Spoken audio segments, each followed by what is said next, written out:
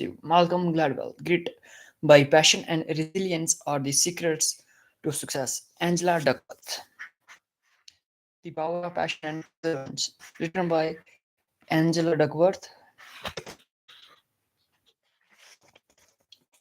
Variation. Preface. Growing up, I heard the word genius a lot. It was always my dad who brought it up. He liked to say, apropos of nothing at all, you know you are no genius.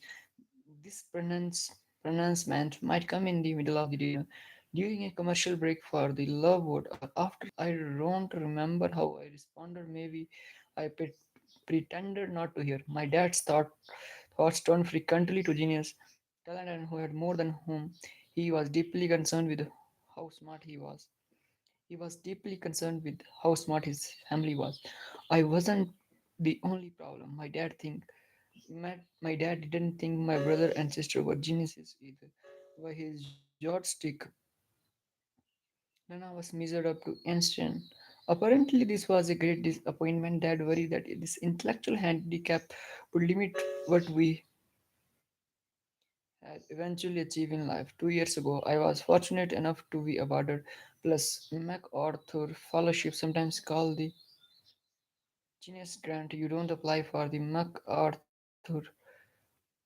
You don't ask your friends or colleagues to nominate you. Instead, a secret committee that includes the top people in your field decides you are doing important and creative work. When I received the unexpected call telling me the news, my first reaction was one of gratitude and amazement. Then my thoughts turned to my dad and his offhand diagnosis of my intellectual potential. He wasn't wrong. I didn't win the MacArthur because I'm league smarter than my fellow psychologists. Instead, instead, he had the right answer. No, she is not. To the wrong question, is he a genius? There was about a month between the MacArthur call and its official announcement. Apart from my husband, I wasn't permitted to tell anyone. That gave me time to ponder the irony of the situation. A girl who is told repeatedly that she is no genius ends up winning an award for being one. The award goes to her because she has discovered that we eventually accomplishment depend more on our passion and perseverance than on our innate talent.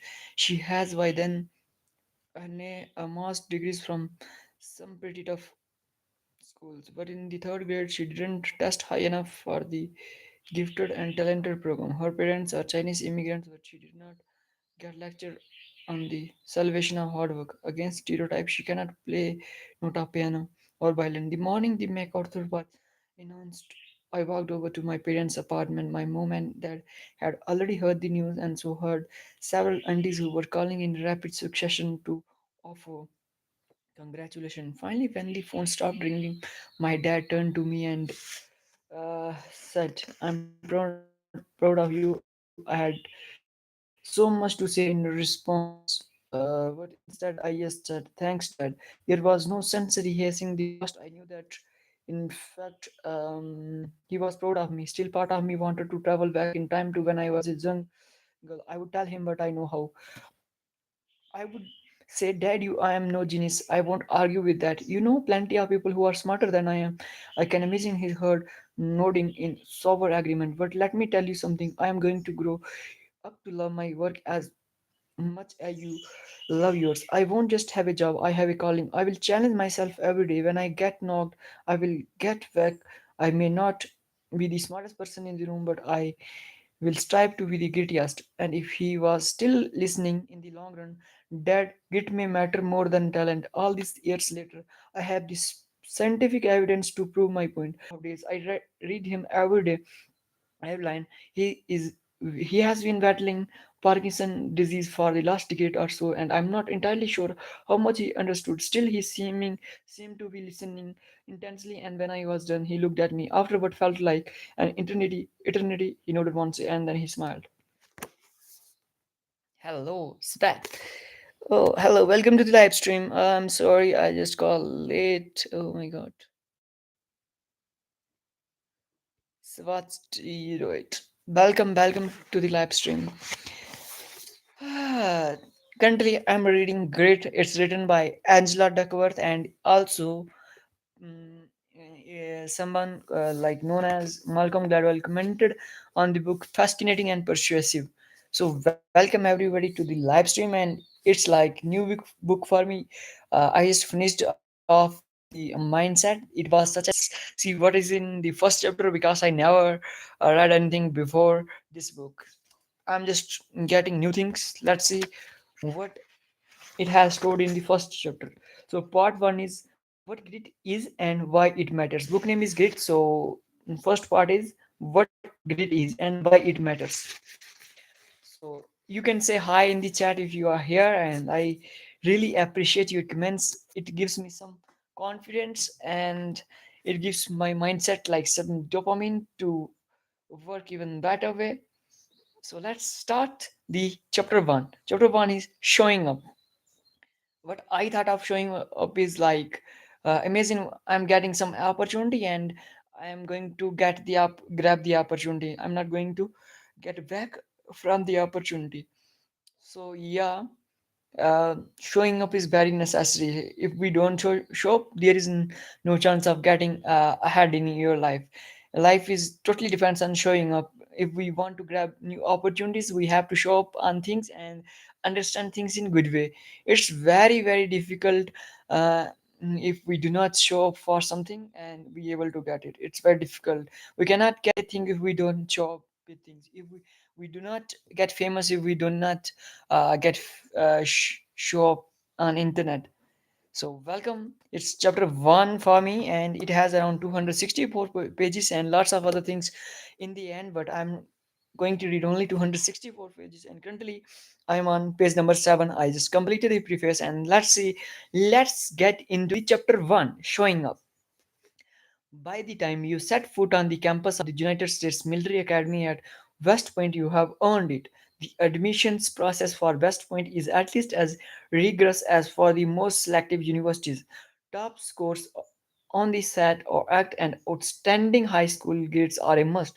But when you apply to Harvard, you don't need to start your application in the 11th grade, and you don't need to secure a nomination from a member of Congress, a senator, or the vice president of the United States. You don't, for that matter, have to get superlative marks in a fitness assessment that includes running, push ups, sit ups, and pull ups. Each year in the junior year of high school, more than 14,000 applications begin the admissions process. This pool is below to just 4,000 who succeed in getting the required nomination. Slightly more than half of those applicants, about 2,500, meet West Point's rigorous academic and physical standards, and from that select group, yes, 1,200 are admitted and enrolled.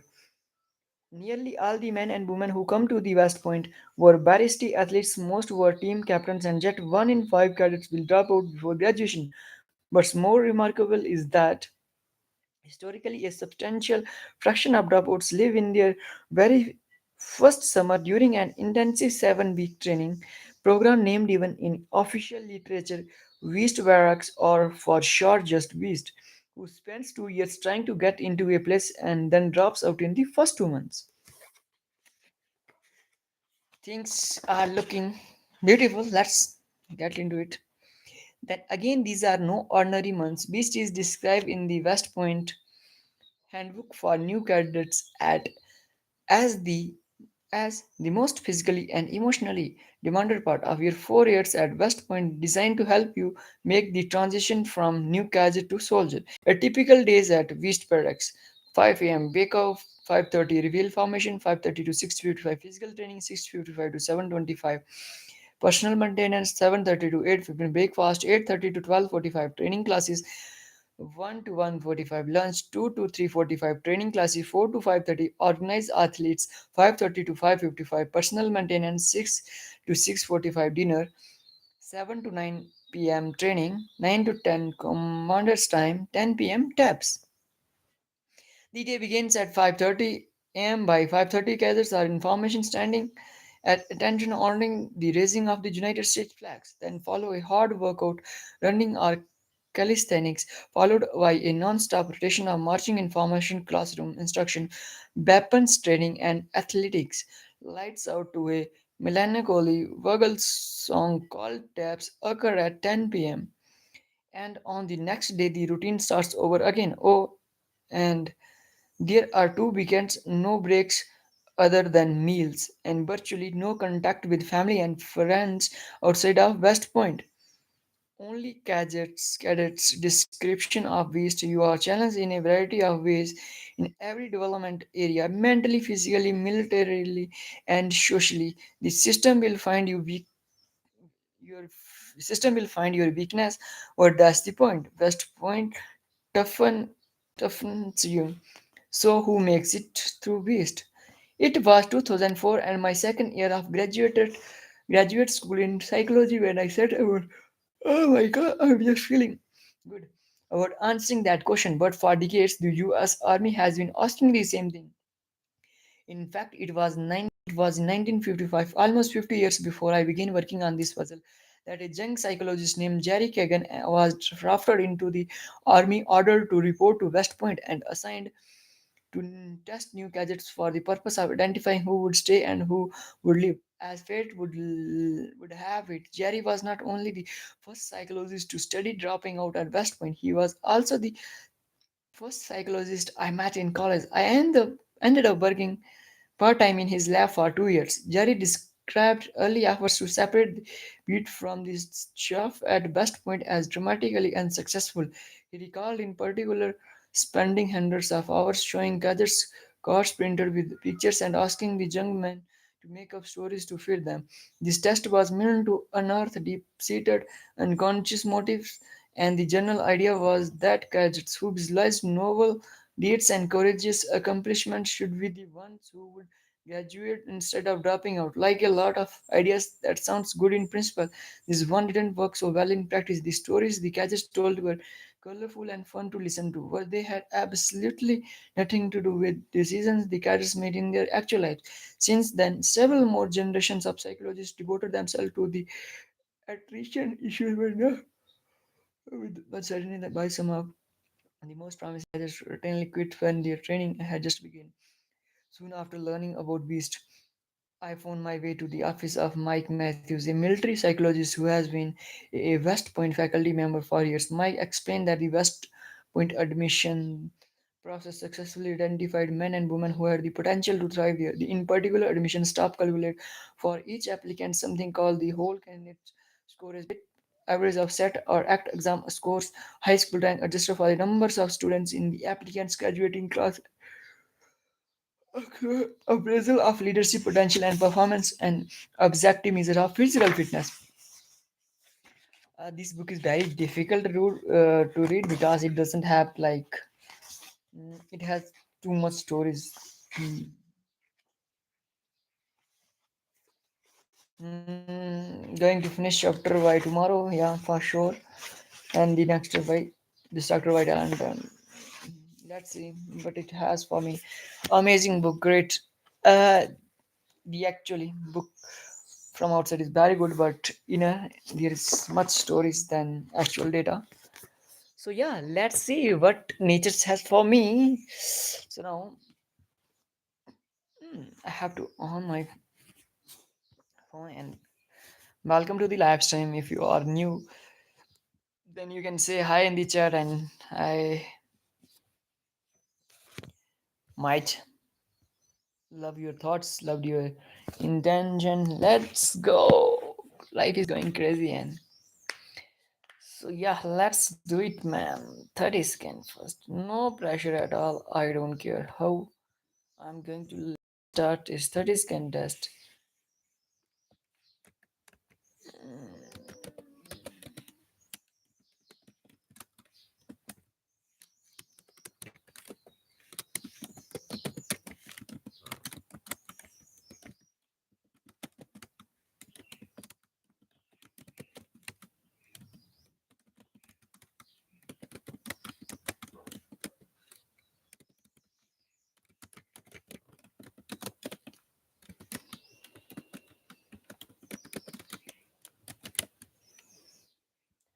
I tried my best. Let's see how. Fine.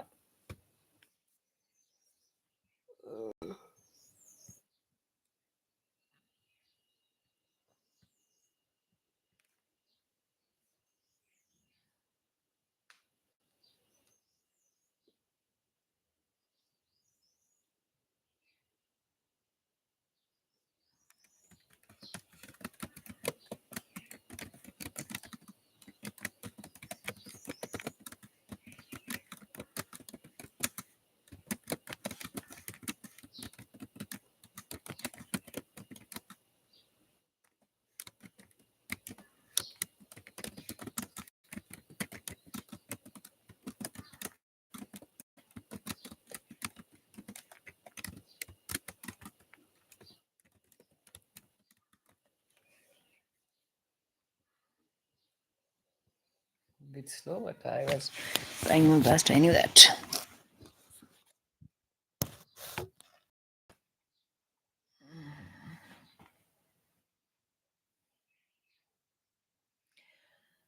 Life is. It's like sharing things with the nature.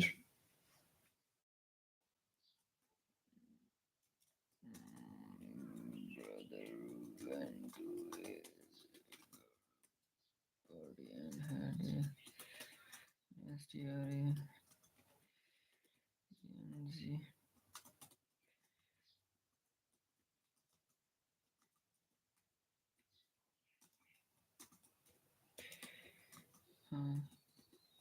kids. Definitely. Hello, welcome to the live stream. Good, good, but it's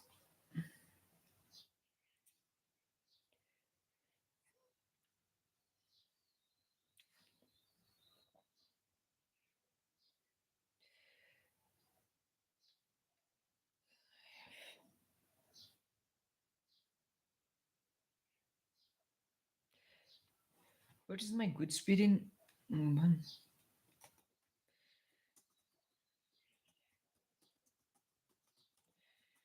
Very